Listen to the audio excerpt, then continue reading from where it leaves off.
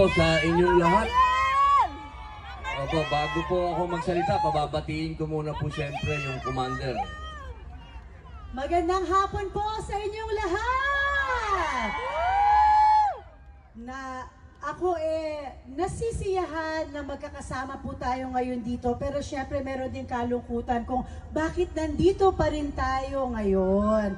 Pero syempre, I'm so happy to be with all of you today. Sana hindi po kayo magsawa sa pagsuporta kay PRRD.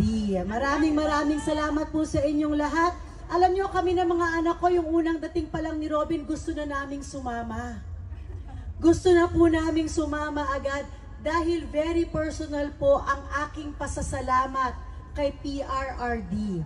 Si PRRD lang po ang Pangulo na nagbigay ng absolute pardon kay Robin. Sa lahat ng presidente na tinulungan niya, si PRRD lang po ang gumawa nun. Kaya lagi kong sinasabi, habang buhay po kaming napakalaki ang utang na loob kay PRRD. Kaya yung suporta po namin, he deserves it and more. Kaya sana, katulad ng hindi niya po tayo iniwan, wag din po natin siyang iiwan. Maraming salamat po. Maraming salamat, boss.